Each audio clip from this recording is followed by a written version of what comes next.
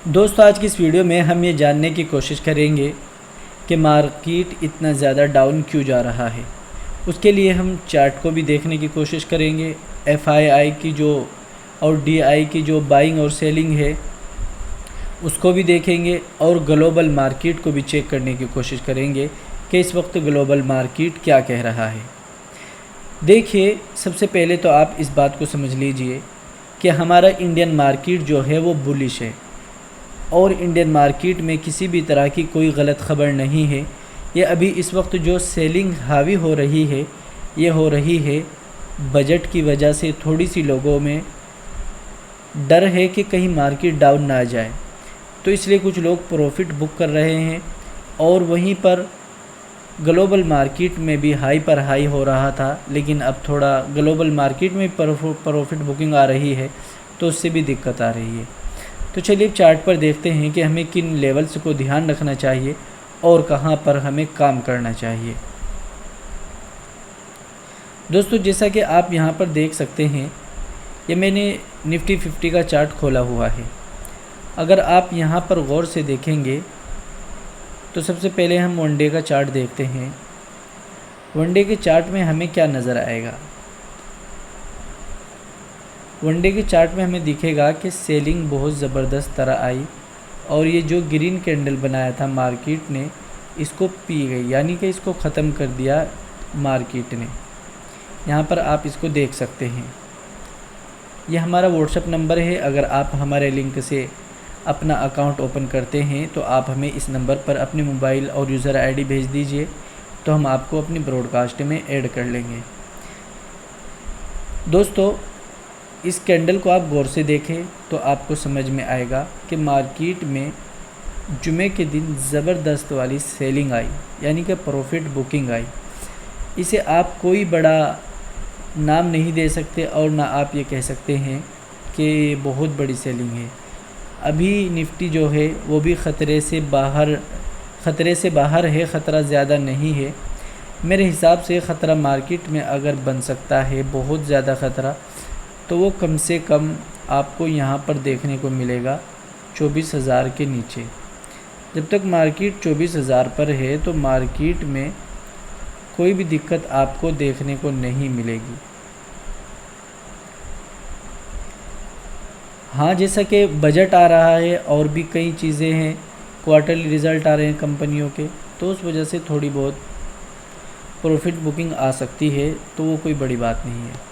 तो अगर अब आप 15 मिनट के टाइम फ्रेम पर देखेंगे तो आपको दिखेगा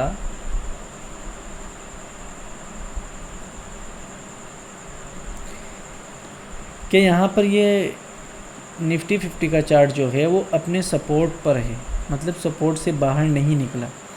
ये वाला इसका जो सपोर्ट एरिया है यहाँ पर, और यहाँ पर देखेंगे आप अच्छी तरह से सपोर्ट किया है। अगर मार्केट थोड़ा भी अप खुल जाता है तो बहुत अच्छा होगा। जैसा कि मंगल के दिन बजट है तो थोड़ी बहुत तो ज़रूर दिक्कत देखने को मिल सकती है पीर के दिन, लेकिन अगर शुरुआती टाइम में कुछ अच्छी रिकवरी मिल जाती है तो कुछ फ़ायदा होगा उन लोगों को जिन्होंने कल परसों ट्रेड लिया होगा।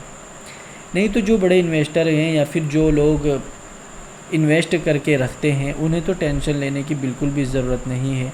हाँ, अगर जो सरकारी कंपनियां हैं जिनके ऊपर से टैक्सेस बढ़ जाए या कोई कंपनी पर टैक्स कम हो जाए तो कम वालों के प्रॉफिट बढ़ेंगे, उनके स्टॉक भी बढ़ेंगे, तो इन चीज़ों को ध्यान रखना होगा। देखिए 15 मिनट के टाइम फ्रेम पर आप यहाँ पर देखेंगे ये चार्ट जो है सपोर्ट कर रहा है। अगर ये सपोर्ट करता रहा और इसी तरह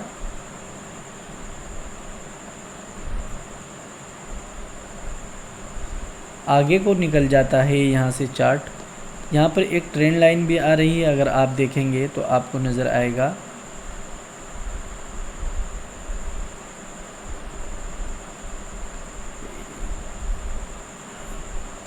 ये ट्रेंड लाइन भी अभी नहीं टूटी है।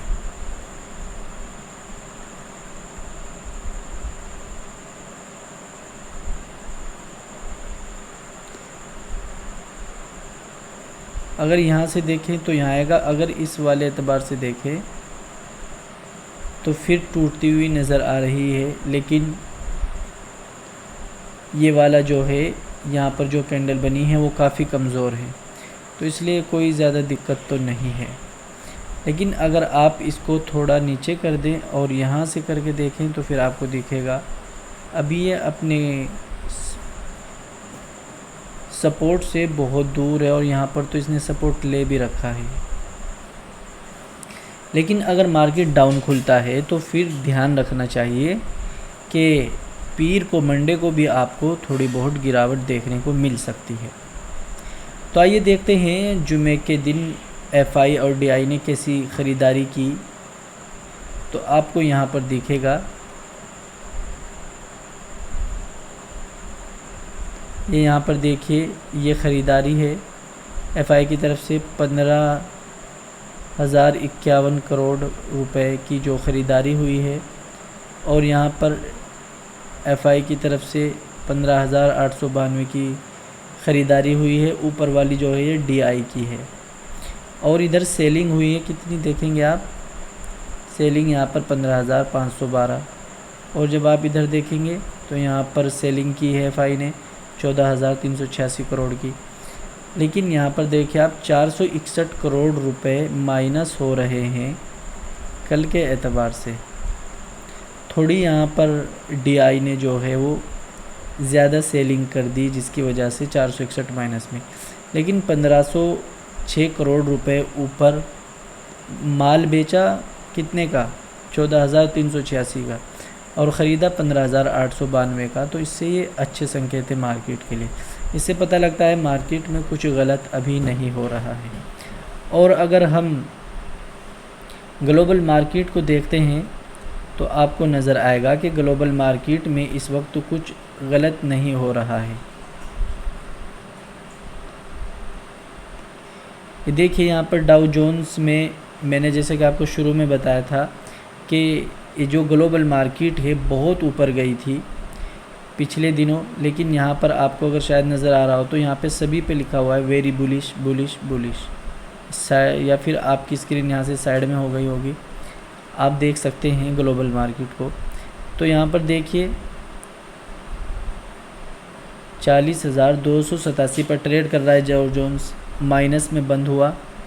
S&P जो है ये भी माइनस में बंद हुआ। इस वजह से थोड़ी दिक्कत देखने को मिली है मार्केट पर कि जो ग्लोबल मार्केट है वो डाउन रहे, जबकि लॉन्ग टर्म और शॉर्ट टर्म में तो बुलिश है। और अगर आप यूरोपियन मार्केट को देखें तो वो बिल्कुल डाउन चल रहे हैं इस वक्त, यहाँ पर ये देखिए, और माइनस में है, और इस साइड ये बेरिश है, यानी कि ग्लोबल मार्केट की तरफ से हमें कोई ज़्यादा सपोर्ट नहीं मिल रहा है। और गिफ्ट निफ्टी भी इस वक्त आप अगर देखेंगे 117 माइनस में दिखा रहा है।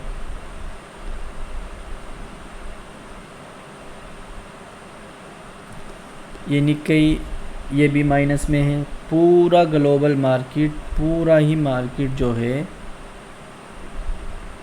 इस वक्त डाउन है जुमे के दिन। तो उसका असर हमारे इंडियन मार्केट पर भी देखने को मिला। हमारा मार्केट ख़राब नहीं है, कोई गलत न्यूज़ नहीं है, तो टेंशन लेने की कोई ज़रूरत नहीं।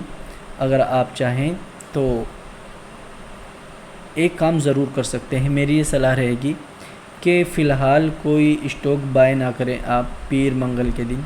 मंगल के बाद जिन स्टॉक्स के बारे में अच्छी न्यूज़ आती है या उनके बारे में अच्छे अनाउंसमेंट होते हैं तो आप उनको ले सकते हैं, या फिर उनके बारे में कुछ सोच सकते हैं, तो वो आपके लिए बेस्ट रहेगा। जैसा कि मैंने मार्केट के बारे में आपको बताया, जब तक मार्केट जो है हमारा इंडियन मार्केट 24,000 तक उसमें सपोर्ट है, बहुत अच्छे, कोई दिक्कत नहीं है अगर वहाँ तक भी आता है तो। अगर आप लॉन्ग टर्म के प्लेयर हैं तो आपको कोई दिक्कत नहीं है।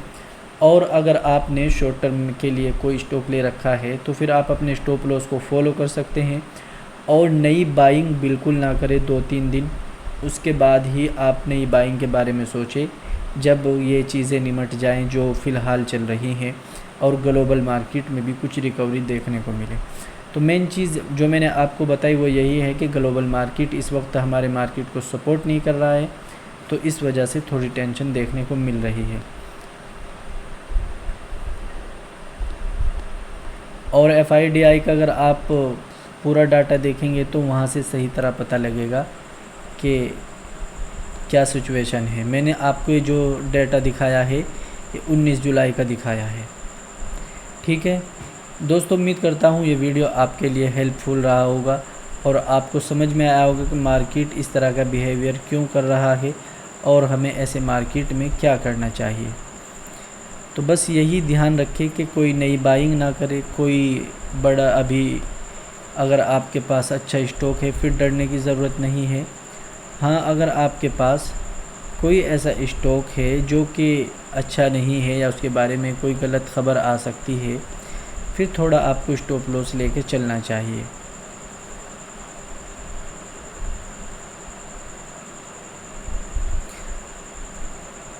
दोस्तों, मार्केट को समझने की कोशिश करिए, जितना ज़्यादा आप मार्केट को समझेंगे उतना फ़ायदा होगा। और अगर आप हमसे व्हाट्सएप पर जुड़ना चाहते हैं तो हमारे लिंक से अपना अकाउंट ओपन करें और मैंने आपको अपना व्हाट्सएप नंबर शो कर रखा है यहाँ पर। आप इस नंबर पर हमसे कांटेक्ट कर सकते हैं। अपना अकाउंट खोलने के बाद अगर आपका स्टॉक्स में अकाउंट है तो आप उसको बंद भी कर सकते हैं और फिर उसके बाद आप हमारे लिंक से अपना अकाउंट ओपन कर सकते हैं।